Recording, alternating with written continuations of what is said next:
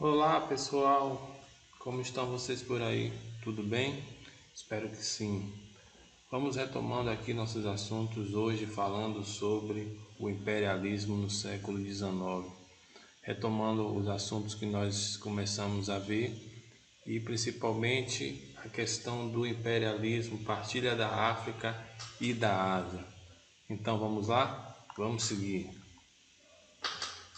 Nesse cenário de expansão do capitalismo e de partilha da África e da Ásia, nós vemos que um fator primordial no contexto histórico, econômico, se dá principalmente a partir da segunda revolução industrial. Eu trouxe esse quadro aqui para mostrar para vocês que na primeira fase da revolução industrial ocorreu ali principalmente na Inglaterra, na Bélgica e França, onde o material industrial básico era o ferro, a principal fonte de energia era a máquina a vapor e o setor industrial predominante era o têxtil.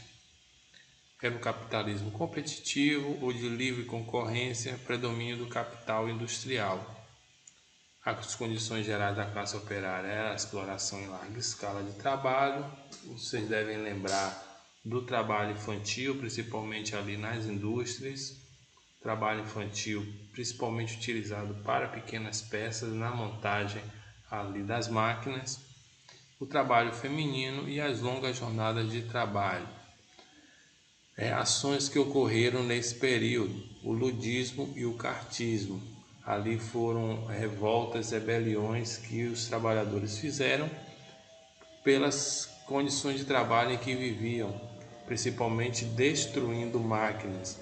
Depois foi se experimentando uma nova forma de se fazer um processo de reação ou de revolução contra esse tipo de comportamento do capitalismo, que era trabalhando dentro das ideias, das teorias, principalmente influenciadas, você já deve ter ouvido falar, por Karl Marx, e o socialismo e a questão da mais-valia e também a alienação do trabalhador, todos esses conceitos e que vieram a surgir principalmente a partir dessas teorias e principalmente da fase mais,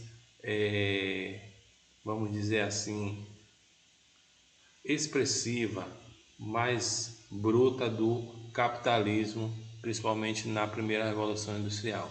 Na segunda Revolução Industrial, no período mais ou menos entre 1860 e 1870, já ocorre em outros países também. Ali a gente já vê a Alemanha, norte da Itália, Rússia, Estados Unidos, Japão. E também agora a nova matéria-prima, vamos dizer assim, o novo material industrial básico vai ser o aço. Também ocorre o desenvolvimento da eletricidade, do petróleo. Tudo isso vai fazer com que ocorra também uma mudança no cenário mundial.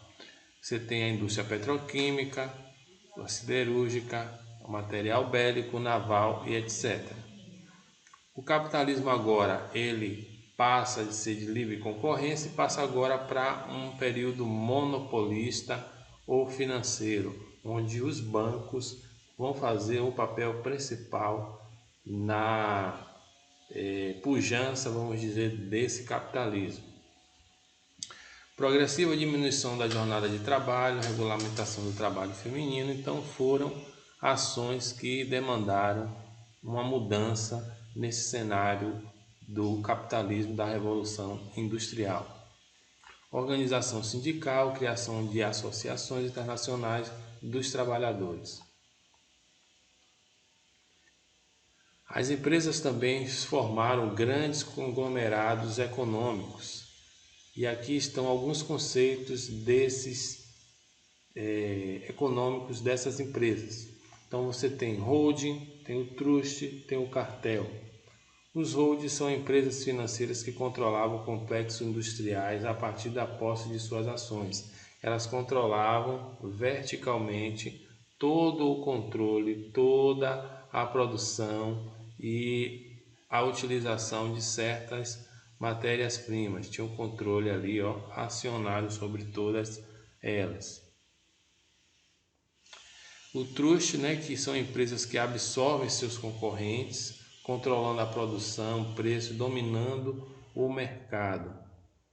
Ou seja, uma empresa de um determinado setor, ela controla todas as outras empresas, né, fazendo com que haja ali um domínio sobre toda a questão de mercado e de produção.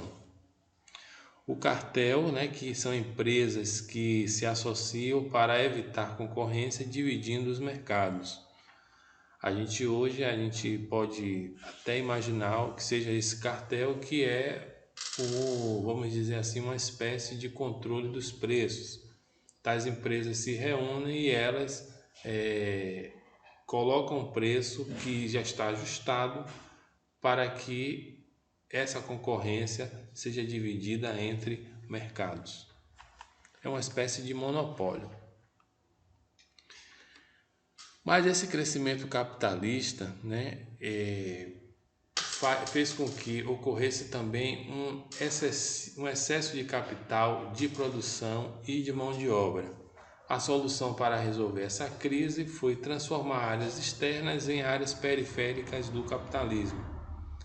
A gente sempre deve lembrar que dentro da divisão internacional do trabalho, a gente tem os países que são capitalistas industrializados, como esses países que são do centro e países que fazem parte do velho mundo, do novo mundo, melhor dizendo. Esses países entregam suas matérias-primas e estão em áreas periféricas. São países denominados de países subdesenvolvidos ou países emergentes. Então, seguindo a nossa lógica, nós vemos a diferença entre imperialismo e o neocolonialismo. O imperialismo, dizendo como uma dominação de natureza econômica, nós vemos aí na charge, na figura, a partilha realmente dali da África, da Ásia, entre ali os seus dirigentes.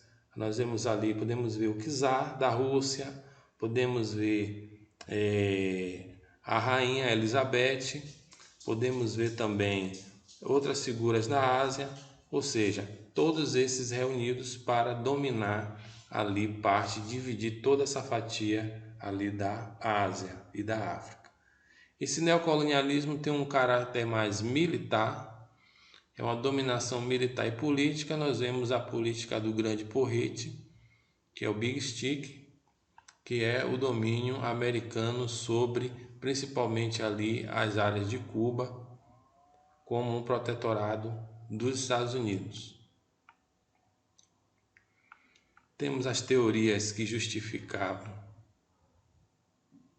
o imperialismo, que é o fardo do homem branco e a missão civilizadora. O que é esse fardo do homem branco, professor?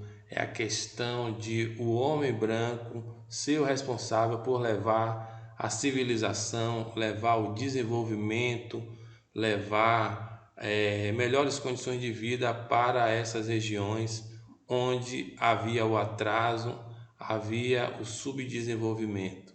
Então é uma teoria racista, uma teoria etnográfica que vem para respaldar principalmente o imperialismo.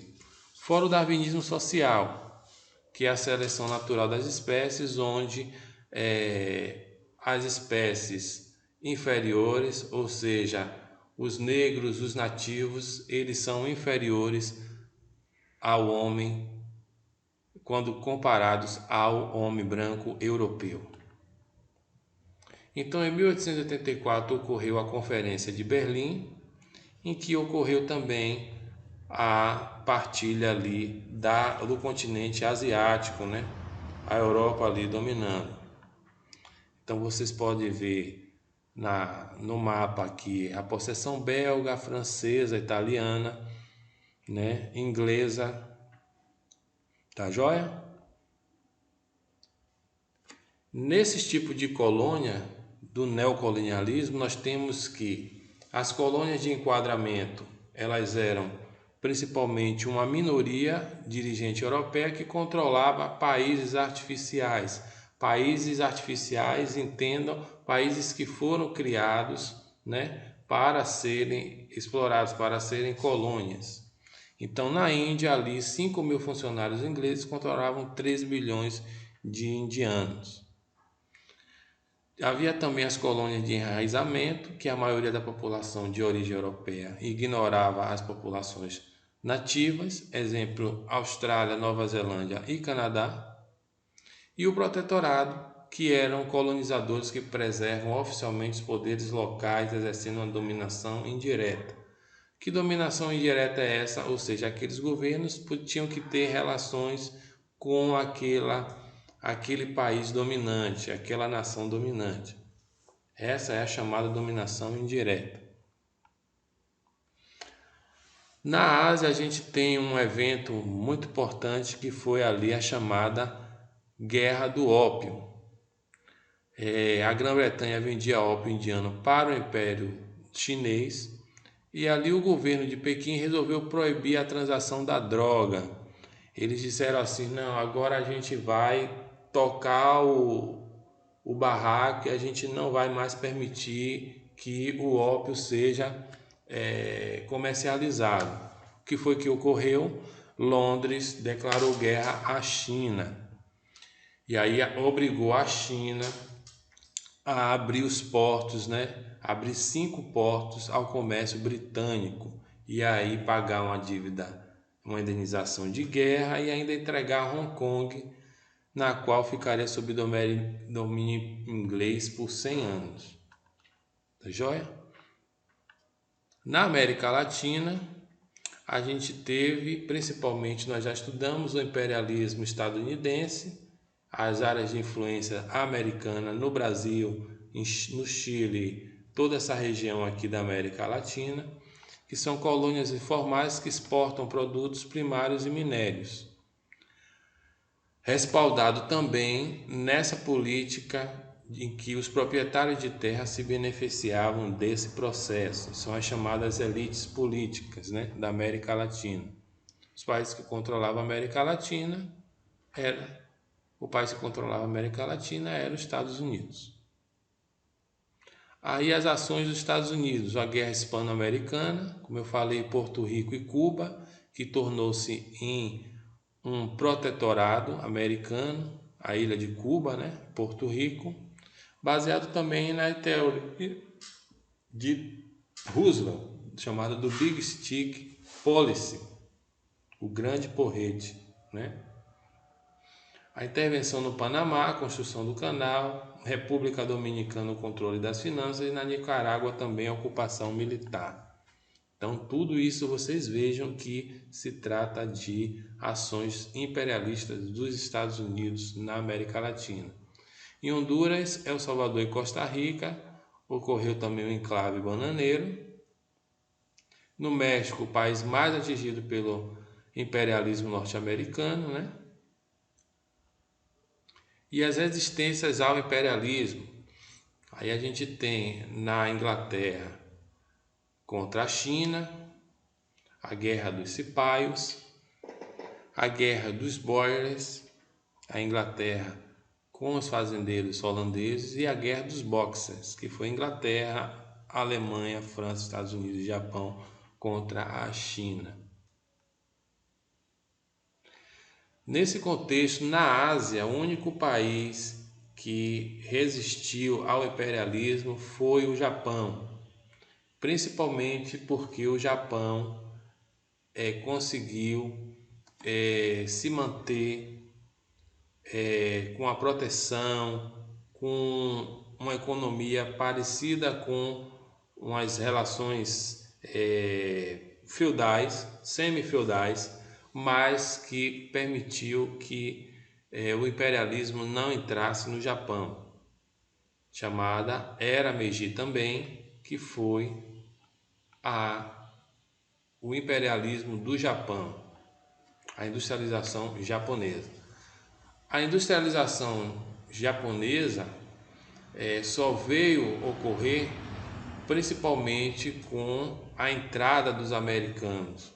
Os americanos forçaram o Japão a abrir o comércio mundial. Viram que, infelizmente, o Japão resistiu, mas não tinha indústria, era um país vivendo em relações semi-feudais. Então, a única alternativa foi abrir os portos, abrir para o comércio mundial.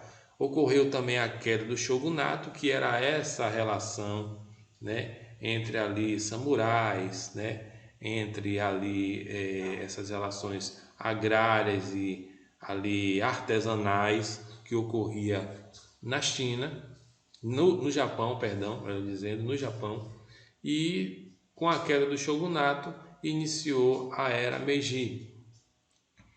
O surgimento de empresas estatais vendidas a grupos particulares que formaram grandes complexos industriais. Então, a partir da era Meiji, aí o Japão vai começar a anexar principalmente guerras contra a China e contra a Rússia. Então nós vemos a expansão japonesa, uma guerra nipo-chinesa. O Japão exige que a China reconheça a independência da Coreia. Então, reconhecido a independência da Coreia, o Japão anexou parte da Coreia. Em 1904 a 1905 ocorreu também a Guerra Russo-Japonesa. Também o Japão ali vence os russos e pega parte do seu território também. E o Japão nesse período se torna a potência dominante no extremo oriente. Aí nós temos o Império Russo, o Império Chinês, a Índia Britânica, e assim estava dividida o mundo. A principal consequência do imperialismo, choque de interesses entre as nações. Tudo isso fazia com que ocorresse o quê? Uma divisão entre países que se industrializaram mais rápido, muito melhor, enquanto outros tiveram seu processo de industrialização tardio ou um pouco inferior. Tudo isso vai resultar num processo que nós veremos nas aulas seguintes, que vai dar início daí a uma difícil e sangrento conflito que é a Primeira Guerra Mundial, ou seja, a Grande Guerra. Beleza? Então fechamos por aqui esse assunto sobre neocolonialismo e imperialismo. Tá joia? A gente se vê na próxima aula.